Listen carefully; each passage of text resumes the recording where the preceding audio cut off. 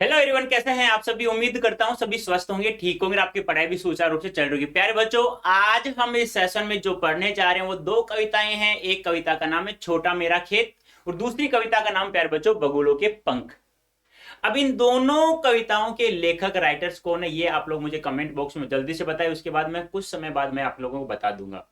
प्यारे बच्चों, इस सेशन में हम लोग और क्या क्या पढ़ेंगे इन दोनों कविताओं के अलावा, तो ध्यान रखना दोनों कविताओं तो पढ़ेंगे हम लोग, उनका आदर्श उच्चारण तो हम लोग करेंगे, यानी कि मैं उनके पढ़ करके तो बताऊंगा, साथ में मैं उन्हें आपको कॉन्सेप्ट अर्थात मैं कहूं तो कविता का सार क्या होता है, एक एक शब्द का अर्थ पढ़ते हुए हम लोग उसकी समरी व्याख्या करेंगे। आप लोग इसे कह सकते हैं समरी, ऐसा नहीं है कि समरी नहीं कह सकते, समरी कह सकते हैं आप लोग, कविता का सार कह सकते हैं आप लोग, कॉन्सेप्ट कह सकते हैं आप लोग।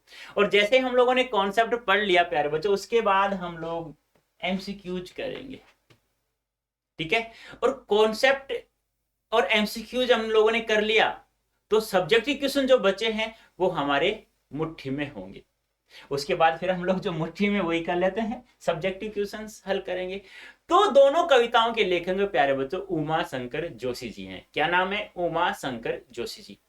तो प्यारे बच्चों, छोटा मेरा खेत है, ये तो खेत क्या है, कागज का पन्ना है जिसे लेखक ने एक खेत माना है। जिस प्रकार से कोई भी किसान ने अपने खेत में बीज डाल करके और उसकी फसल, उसे फसल प्राप्त हो जाती है, उसे काट करके अपना कुछ भी गुजारा चला, अपने जीवन का जो कहते हैं ना कि पेट की भूख को शांत करता है। तो लेखक ने भी इस छोटे पन्ने में शब्द रूपी बीज बोता है और उसे कल्पना की सहायता से रसायन डाल करके, यूरिया खाद जिसे बोलते हैं हम लोग, जैसे गेहूं में डालते हैं ना यूरिया, या किसी भी फसल में डालते हैं। आजकल खाद नहीं डालेंगे तो फसल होती भी नहीं है। और बगुलों के पंख में क्या लिखा हुआ है प्यारे बच्चों? बगुलों के पंख है, कुछ बगुले हैं जो पंक्तिबद्ध उड़ते आकाश में उड़ रहे हैं, जिसे लेखक ने उन बगुलों की पंक्ति को देख रहा है, एप्लग रूप से, एकटक रूप से देख रहा है। और उसे वह सौंदर्य इतना अच्छा लगता है, उसका पंक्तिबद्ध उड़ते हुए बगुलों की, कि जिससे कि वह अपनी आंख हटाना भी चाहे ना तो हटा नहीं पाता है। तो ये दोनों कविताएं हम लोग एक एक शब्द का अर्थ पढ़ते हुए पढ़ेंगे, व्याख्या करेंगे। तो आ जाइए, जल्दी से जुड़ जाइए मेरे साथ आप लोग सेशन से।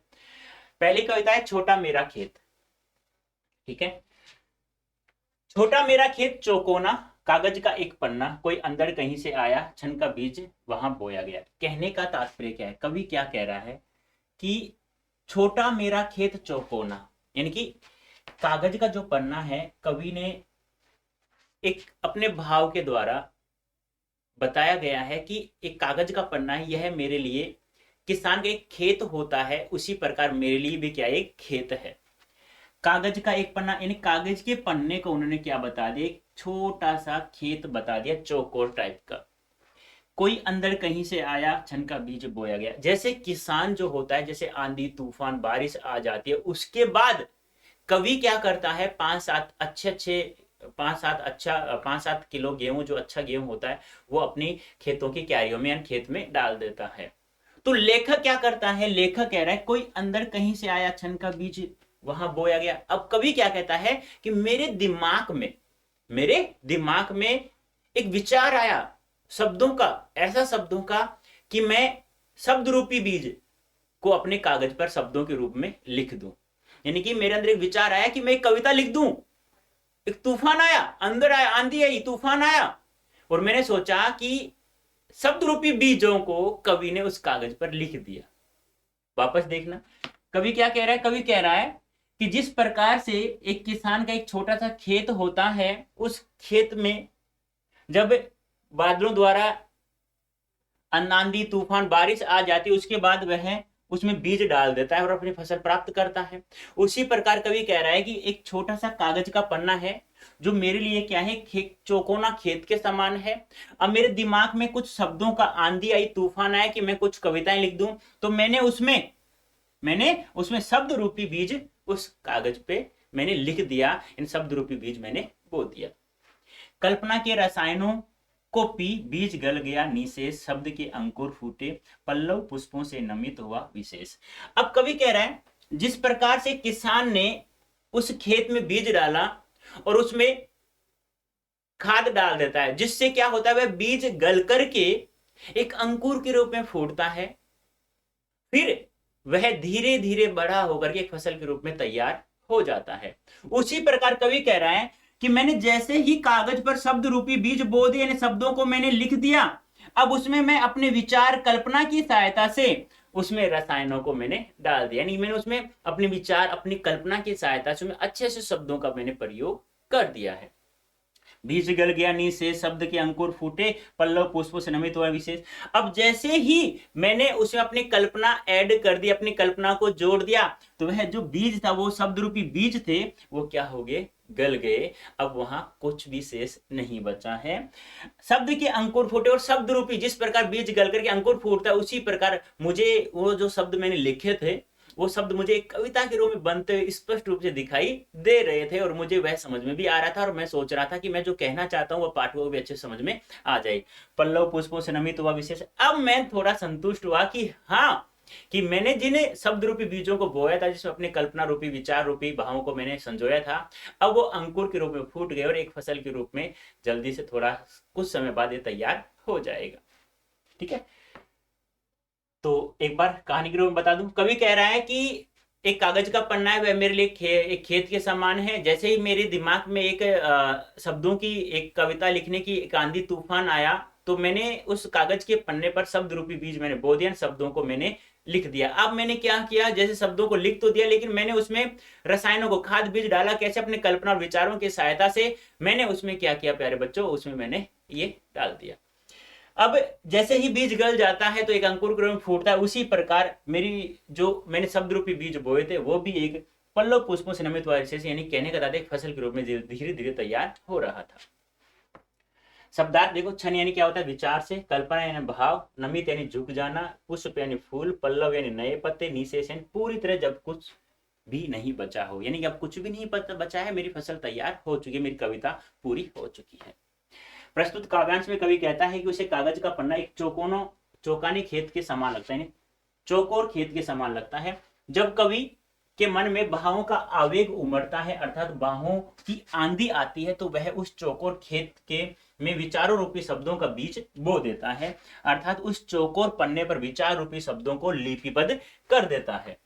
जब इस विचार को कवि की कल्पना और भाव आदि मिल जाते हैं, तो ये शब्द अंकुरित हो जाते हैं, यानी कि कल्पना रूपी रसायन डाल दिया, तो शब्द जैसे ही बीज अंकुरित होता है गल करके, उसी प्रकार शब्द भी क्या हो गया, अंकुरित होने। कहने का तात्पर्य क्या है, एक कविता रूपी बनती हुई दिखाई दे रही थी। जिस प्रकार एक बीज पूरी तरह गलकर वह अंकुरित होता है, उसी प्रकार वे सभी शब्द भी क्या हो जाते हैं, अंकुरित हो जाते हैं। शब्द रूपी बीज जब अंकुरित होकर कविता रूपी पौधा बनता है, तो उसमें भाव रूपी नए नए पत्ते आते हैं और अलंकार, छंद आदि नए नए फूल लगते हैं, तो वह इनसे झुक जाता है, तो उसमें विशेष प्रकार के गुण आ जाते हैं। उसी प्रकार खेत में भी बीज विकसित होकर पौधे का रूप धारण कर लेता है, और वह पत्तों व फूलों से लदकर क्या हो जाते हैं, झुक जाता है। जैसे कि फसल तैयार होती है, तो अब किसी प्रकार का जो भी जिसका बीज डालोगे वही तो उगेगा आपके सामने। ऐसा तो नहीं कि आप बबूल का पेड़ पर आम आए वहां से, तो फिर आम खाएंगे, उसमें कांटे आएंगे, सीधी सी बात है। तो वह यहाँ कहने का तात्पर्य कि कवि ने शब्द रूपी बीज अब कागज पर लिख दिए हैं, और रसायन, कल्पना रूपी रसायनों की सहायता से वो शब्द क्या हो गए, अंकुरित होने लग गए हैं। देखो, आपसे पूछा जाए प्रस्तुत पद्यांश में, एक क्वेश्चन आएगा ऐसे कि प्रस्तुत पद्यांश में किस प्रकार की बोली का प्रयोग किया गया है, तो क्या कहेंगे, तत्सम प्रधान खड़ी बोली का प्रयोग। एक एमसीक्यू कंप्लीट। कैसी कविता है, छंद मुक्त कविता है। शैली कैसी है, प्रतीकात्मक। प्रथम दो पंक्तियों में छंद रूपी बीज, कल्पना रूपी रसायन, शब्द रूपी अंकुर आदि में रूपक अलंकार। ध्यान रखना, पूछा क्या जाएगा कि छंद रूपी बीज में, कल्पना रूपी रसायन में, शब्द रूपी अंकुर में किस अलंकार का प्रयोग किया गया है, तो रूपक अलंकार। पहली बात तो पूछा नहीं क्योंकि अलंकार है नहीं, लेकिन वैसे ध्यान रखना आप, ये मैंने कहा पूछा, लेकिन पूछा जा सकता है क्योंकि वह पद्यांश से क्वेश्चंस पूछ रहा है आप लोगों से। और पद्यांश क्या होता है, यानी कि इसी पद्यांश में जो क्वेश्चंस पूछे जा रहे हैं उसके आंसर उसी पद्यांश में होते हैं। ठीक है, वर्णों की आवर्ती के कारण अनुप्रास अलंकार का प्रयोग हुआ है। ठीक है, नेक्स्ट। झूमने लगे फल, रस अलौकिक, अमृत धाराएं फूटती, रोपाई छन की, कटाई अनंतता की, लूटते रहने से जरा भी कम नहीं होती, रस का अक्षय पात्र सदा का, छोटा मेरा खेत चौकोना। अब यह है ना, अपनी कविता को रस का अक्षय पात्र का है, यानी जिसमें कभी खाना समाप्त नहीं होता, जिसमें कभी खजाना समाप्त नहीं होता है।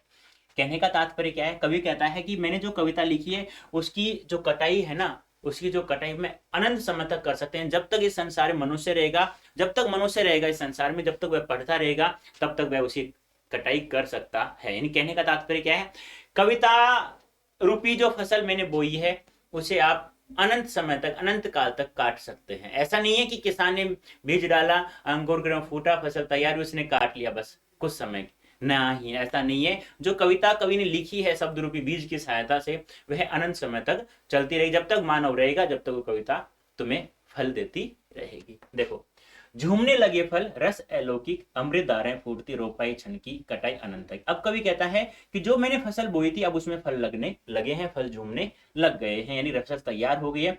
रस अलौकिक है, और रस कहता है अलौकिक है, यानी उसका हम लोग मुकाबला नहीं कर सकते हैं, ऐसी फसल मैंने बोई है। अमृत धाराएं फूटते हैं, रोपाई छन, यानी कुछ समय के लिए जो मैंने शब्द रूपी बीज लिखे थे, कुछ समय में अब उसमें अमृत धाराएं फूटने लगी हैं। कटाई अनंतता की, और वो कुछ समय में जो मैंने फसल बोई थी कुछ क्षण के लिए, अब उसकी जो कटाई है, जब फसल तैयार हो चुकी है, तो उसे मैं अनंत समय तक काट सकता हूं। लूटते रहने से जरा भी कम, और जब जब आप लोग काटोगे ना, जब वो कम नहीं होगी। ऐसा नहीं है कि जब एक किसान है जो फसल बीज डालता है, फसल तैयार होती है, काट करके वह फसल समाप्त हो जाती, नहीं।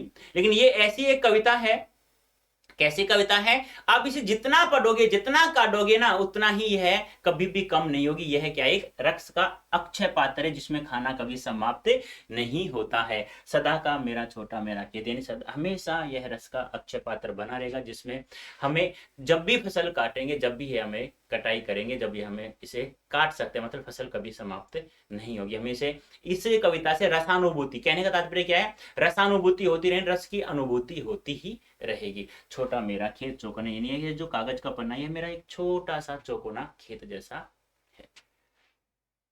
ठीक है।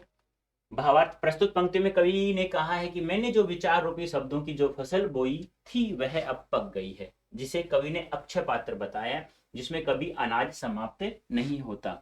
आगे कवि कहते हैं कि जब पन्ने रूपी खेत में, पन्ना रूपी खेत, जब पन्ना रूपी खेत में कल्पना रूपी रसायनों से पुष्पित और पल्लवित उसकी कृति रूपी फसल में कविता रूपी फल झूमने लगे हैं, तो उससे अद्भुत रस की अनेक धाराएं फूटती पड़ती हैं, जो अमृत के समान लगती हैं। यह कविता पल भर में रची गई थी, लेकिन उसमें फल अनंत काल तक मिलता रहता है। अर्थात कवि ने कृति रूपी जिस कविता की रचना की है, उससे वह अनंत काल रस प्राप्त कर सकता है, अनंत काल तक रस प्राप्त कर सकता है। क्योंकि कविता कभी पुरानी नहीं होती है, जब जब भी पाठक उसे पढ़ता है, तब ही वह नया रस प्रदान करती है। कवि या पाठक इस रस को जितना लुटाता है या लूटता है, उतना ही यह बढ़ता जाता है। कविता के रस का पात्र कभी समाप्त नहीं होता। कवि कहता है कि उसकी कविता रूपी खेत छोटा सा है, उसमें रस कभी समाप्त नहीं होता है।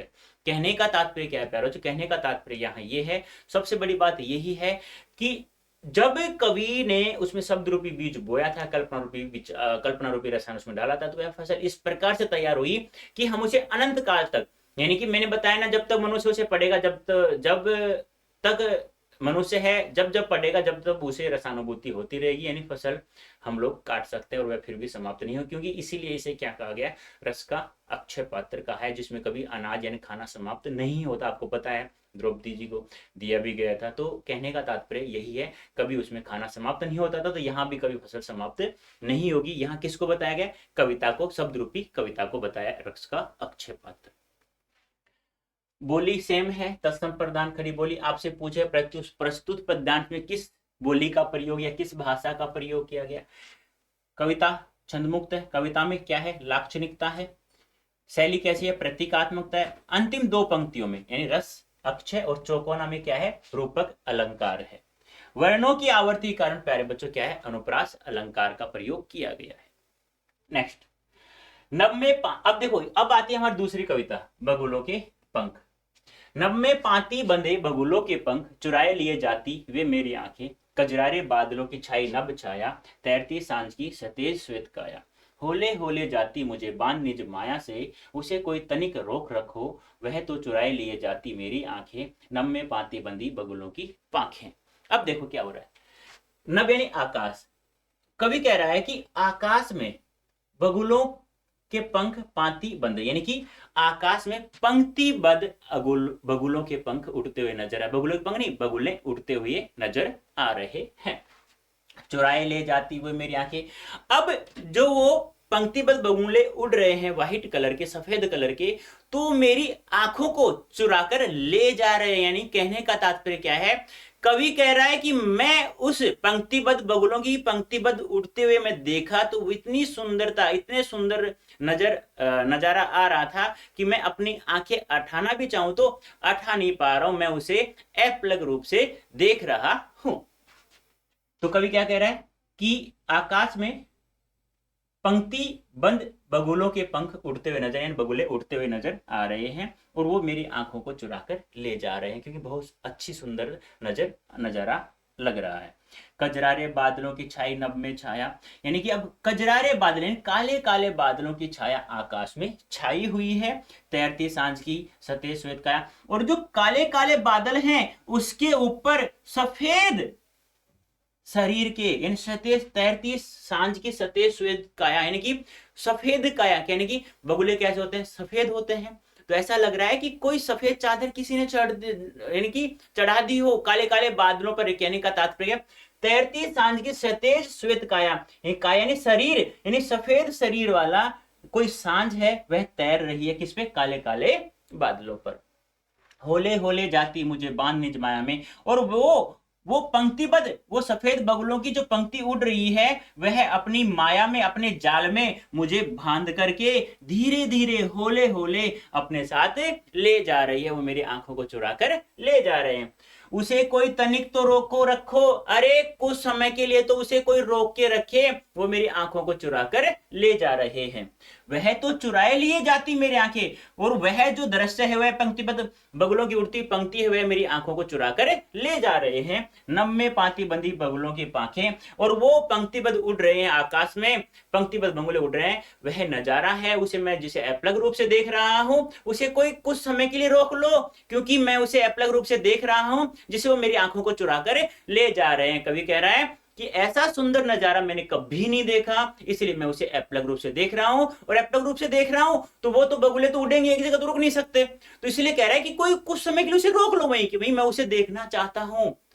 क्यों? क्योंकि वो मेरी आंखों को साथ ले जा, चुरा कर ले जा रहे। आई बात समझ में? देखो एक बार दोबारा से, कवि कह रहा है कि आकाश में पंक्तिबद्ध रूप में कुछ बगुले उड़ रहे हैं और वो मेरी आंखों को चुराकर ले जा रहे हैं, क्योंकि कवि को ये नजारा है, ये बहुत ही सुंदर नजर आ रहा है। आप सोचो, पंक्ति में कुछ बगुले उड़ते हुए जा रहे हैं तो वो नजारा कैसा लगेगा, बहुत अच्छा है। तो कवि कह रहा है कि वो नजारा है जो मैं देख रहा हूं, वो नजारा है, उसे वो मेरी आंखों को चुराकर ले जा रहा है। और अब काले काले बादलों पर, जो आकाश में काले काले बादल छाए हुए हैं, उस पर ऐसा नजर आ रहा है कि कुछ सफेद शरीर वाली कोई सांझ है, तो वो तैरती हुई नजर आ रही है। यानी काले काले बादल ऊपर है और नीचे सफेद सफेद बगुले उड़ रहे हैं, तो उन्होंने उसे ढक लिया है, एक सफेद शरीर वाली सांझ उस पर तैर रही है।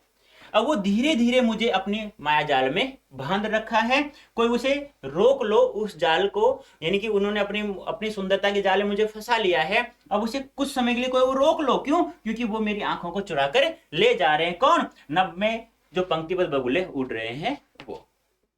देख लो, इसका अर्थ भी देख लेते हैं। प्रस्तुत काव्यांश में कवि कहता है कि आकाश में छाए काले काले बादलों में पंक्तिबद्ध उड़ते हुए बगुलों ने एक मनमोहक दृश्य उपस्थित कर रहे हैं और मैं इन्हें उड़ते हुए अपलक अर्थात एकटक देख रहा हूं। यह मनमोहक दृश्य मेरी आंखों को चुरा ले जाते हैं, अर्थात मेरे मन को चुरा ले जाते हैं। अर्थात काले काले बादलों की छाया आकाश पर छाई हुई है और मानो ऐसा लग रहा है कि सायंकाल की उजली सफेद काया उन पर तैर रही है। आगे कवि कहते हैं कि यह दृश्य इतना आकर्षक व मनमोहक है कि यह मुझे अपने जादू में से या अपने माया जाल से, अपने जादू से या अपने माया जाल में माया जाल से धीरे धीरे बांध रहा है और मैं उसमें खोया जा रहा हूं। कभी पुकार रहा है या कभी आह्वान कर रहा है कि इस आकर्षक और मनमोहक दृश्य के प्रभाव को कोई रोके। वह इस दृश्य के प्रभाव को देखना चाहता है, परंतु यह दृश्य तो कवि की आंखों को चुराकर अर्थात उनके मन को चुराकर ले जा रहा है।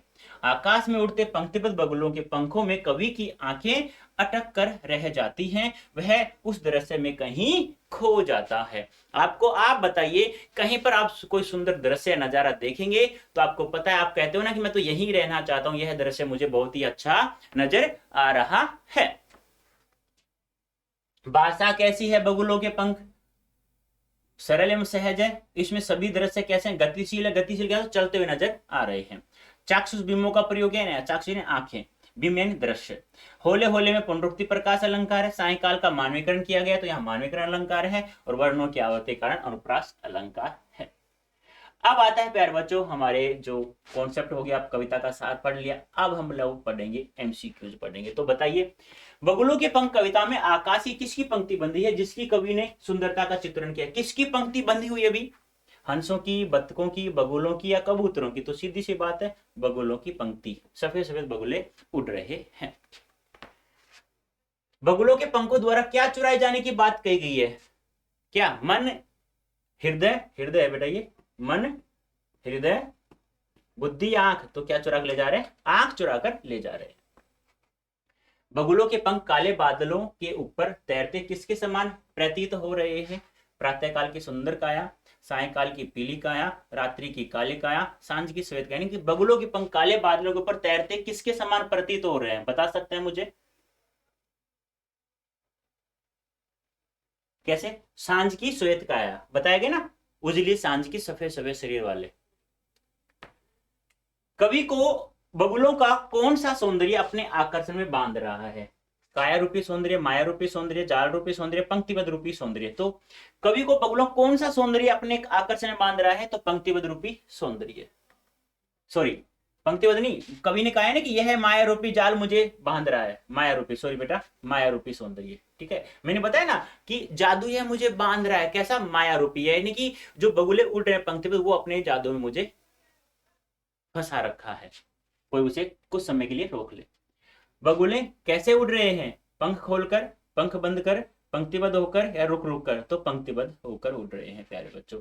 ध्यान रखना, यहां से क्वेश्चंस बाहर नहीं जाएगा, बस आप लोग तो धैर्य से पढ़े और आगे भी ध्यान से इसे पढ़ते रहें।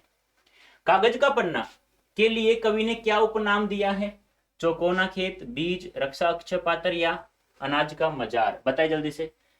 कागज के पन्ने को उपनाम बताना है।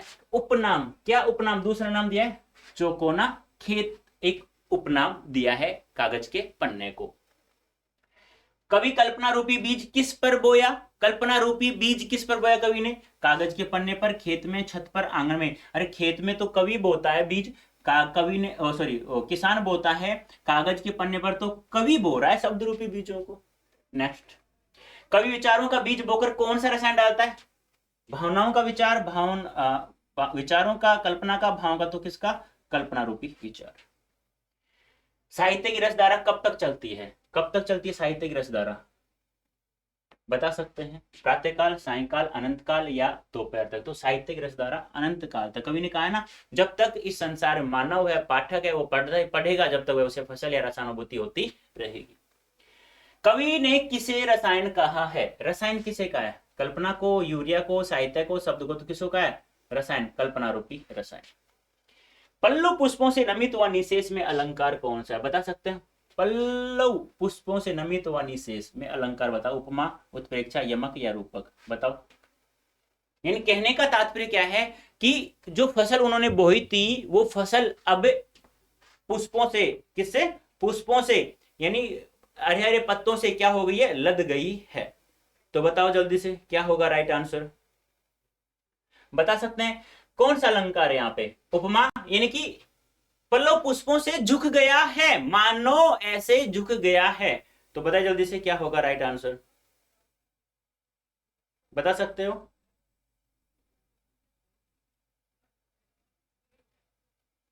हाँ भाई, अरे मैंने आपको बताया था, याद हो तो आप लोगों को, वहां विशेष मैंने इसीलिए कहा था कि विशेष को ध्यान रखना। यहां हम याद करें पल्लव रूपी पुष्प, याद है पल्लव रूपी पुष्प, रूपी जहां आ जाता तो एक ही अलंकार होता है, कौन सा वहां पे, रूपक अलंकार। देखो मैंने विशेष में लिखा भी था, पूछा नहीं जाएगा लेकिन बाई चांस पद्यांश से पूछ ले। बगुलों के पंख किसकी रचना है, तो सीधी सी बात है उमा शंकर जोशी जी के, दोनों कविताएं किसकी है, उमा शंकर जोशी जी की। यहां कवि किस खेत की बात करता है, किस खेत की, मन रूपी, कागज रूपी, प्रेम रूपी, हरियाल रूपी, तो कागज रूपी खेत की बात करता है। कवि ने अपने खेत में कौन सा बीज बोया, कौन सा बीज बोया भी, कैसा बीज बोया कवि ने, प्रेम रूपी, विचार रूपी, शब्द रूपी या ध्यान रूपी, तो कवि कैसा बीज बोएगा, शब्द रूपी। उमा शंकर जोशी जी का जन्म कब हुआ, देखो पूछा तो नहीं जाएगा प्यारे बच्चों, लेकिन फिर भी थोड़ा सा ध्यान रख लेना, तो मैं बता देता हूँ 1911 में उमा शंकर जोशी जी का जन्म होता है। पूछा नहीं गया आज तक जीवन परिचय क्वेश्चन, या बाई चांस आ जाता है तो एक दो क्वेश्चन याद कर लेना भाई। उमा शंकर जोशी ने संस्कृति पत्रिका का प्रकाशन कब किया, इन संस्कृति पत्रिका का प्रकाशन कर चुके हैं वो, तो कब किया, 48, 50, 47, 57, तो 1947 में किया था, ध्यान रखना, ठीक है। छोटा मेरा खेत, बगुलों के पंख, इन दोनों कविताओं का गुजराती है, गुजराती कवि थे वो, गुजराती भाषा से हिंदी भाषा में अनुवाद करने वाले विद्वान, यानी कि जो उमा शंकर जोशी जी हैं उन्होंने ये कविता लिखी गुजराती भाषा में। अब इसका अनुवाद किसने किया, तो ध्यान रखना रघुवीर चौधरी और भोलाबाई पटेल दोनों ने मिलकर इन दोनों कविताओं का क्या क्या अनुवाद किया है हिंदी भाषा में, गुजराती से हिंदी में, ध्यान रखना। अब आते हैं हमारे सब्जेक्टिव क्वेश्चन। छोटे चौकोने खेत की कागज का पन्ना कहने में क्या अर्थ निहित है, बता सकते हैं आप लोग, सीधा सा आंसर है। यदि आप लोगों को कविता दिमाग में है, एक कहानी के रूप में याद है, तो आप लोग आसानी से आंसर दे सकते हैं कि चौकोना खेत की कागज का पन्ना कहने में क्या अर्थ निहित है। देख लो, छोटे चौकोने खेत को कागज का पन्ना कहने का यही अर्थ निहित है कि कवि कर्म को खेत में बीज बोने की तरह माना है। जिस प्रकार एक किसान अपने खेत में बीज बोने से लेकर फसल काटता है, उसी प्रकार कभी भी अपने पन्ने पर विचार रूपी यानी कल्पना रूपी बीज बोता है, विचार रूपी बीज बोता है और कविता रूपी फसल काटता है। इसके माध्यम से कवि यही बताना चाहता है कि कविता की रचना करना सरल कार्य नहीं है। जिस प्रकार एक किसान को खेत में बीज बोने से लेकर फसल काटने तक काफी मेहनत करनी पड़ती है, उसी प्रकार कविता रचने के लिए अनेक प्रकार के कर्म करने पड़ते रहते हैं। रचना के संदर्भ में अंदर और बीज क्या है, अंदर और बीज क्या है, तो क्या है, रचना के संदर्भ में अंदर का आशय है भाव रूपी आंधी या और तूफान से है, और किसी के मन में अचानक किसी की स्थिति को देखकर उत्पन्न होते हुए, चाहे वह प्रकृति, वस्तु, कोई व्यक्ति भी हो सकता है। जैसे गांव के चौपाल देखकर नागार्जुन को कविता लिखने का भाव, ध्यान रखना नागार्जुन यानी कि आंचलिकता के कवि, क्या है, आंचलिकता के कवि। उसी प्रकार क्रोंच नामक पक्षी के करुण आवाज को सुनकर वाल्मीकि के मन में काव्य उत्पन्न हुआ। बीज का आशय जब कवि को अपने विचार और अभिव्यक्ति से है, जब किसी विषय पर कवि को अपने विचारों को अभिव्यक्त करना होता है तो वह किसी पन्ने पर उसे लिपिबद्ध करने में व्याकुल हो उठता है। कहने का तात्पर्य क्या है कि अब जब हम किसी चीज को देखते हैं और किसी चीज को देखने से यदि हमें ऐसा भाव मालूम हो जाए कि हमें इस अंदर को, भाई कोई भी कविता कब लिखी जाती है, जब अंतर्मन कहता है। कोई भी इंसान अपने अंदर के मन से छुटकारा पाना चाहता है, तब कोई कवि इंसान लिखता है। तो यहां कवि को यानी जैसे देखो चौपाल, गांव की चौपाल देखी, नागार्जुन ने कविता लिख दी। क्रोंच नामक पक्षी को करण आवाज सुन करके क्या हुआ, वाल्मीकि ने काव्य रच डाला। तो इस प्रकार कहने का तात्पर्य क्या है, जब भी इंसान में किसी भी प्रकार की आंधी तूफान आ जाता है ना, जैसे कवि के मन में आया शब्द रूपी आंधी आई, किसान के खेत में आंधी तूफान वर्षा आई तो उन्होंने बीज डाला, फसल बो दिया। तो ऐसी आंधियां आती ही रहती हैं। रस का अक्षपात, ये क्वेश्चन पूछा जा सकता है, ध्यान रखना। रचना कर्म के किन विशेषताओं की ओर इंगित किया है, यानी कि जिस प्रकार कवि अपनी कविता लिखता है तो उसमें कभी भी हम लोग अनंत काल तक उसमें मनोरंजन प्राप्त कर सकते हैं, रसानुभूति कर सकते हैं। तो इसी प्रकार से अक्षय का शाब्दिक अर्थ है नष्ट न होने वाला और पात्र का अर्थ होता है कठोर। कविता की रसानुभूति भी इसी तरह की होती है। कहने का तात्पर्य है कि रसानुभूति का अक्षय पात्र कभी खाली नहीं होता। जिस प्रकार सूर्य भगवान ने द्रौपदी को दिया वो था जिसमें कभी भोजन समाप्त नहीं हुआ था, उसी प्रकार रस पात्र को जितना बांटा जाता है वह उतना ही भरता जाता है। यह रस चिरकाल तक आनंद देता है, जिसका साहित्य में बहुत बड़ा योगदान है। खेत का अनाज तो खत्म हो सकता है, लेकिन काव्य का रस कभी समाप्त नहीं होता। उसे पाठक या कवि जितना पढ़ता है उतना ही रस उत्पन्न होता है। कविता रूपी रस अनंत काल तक बहता है। कविता रूपी अक्षय पात्र हमेशा भरा रहता है, यानी उसमें कभी अनाज समाप्त नहीं होता है। बगुलों के पंख कविता में आया निज माया के लाक्षणिक अर्थ को स्पष्ट करो। ये छोटे छोटे क्वेश्चन मैंने बनाए हैं, तो इनको ध्यान रखना। आकाश में पंक्तिबद्ध बगुलों को उड़ता हुआ देखकर कवि ने कहा कि प्रकृति का वह मनमोहक दृश्य वह क्या है, जादू है, आकर्षण है, जो प्रकृति को आत्मविभोर कर रहा है, यानी बहुत हर पल परिवर्तित कर रहा है सुंदरता को या सौंदर्य को। कवि किस माया जाल से बचने की बात कहता है, तो काले काले बादलों में सफेद बगुलों की पंक्तिबद्ध उड़ान की सुंदरता के माया जाल से बचने की बात कहता है। ध्यान रखना, छोटे छोटे क्वेश्चन है, एमसीक्यूज में पूछा जा सकता है। उमा शंकर जोशी जी प्रस्तुत कविता छोटा मेरा खेत और बगुलों के पंख का गुजराती से हिंदी में अनुवाद क्रम से किसने किया, तो रघुवीर चौधरी और भोलाभाई पटेल जी ने किया था। ये आपको ध्यान में रखना है।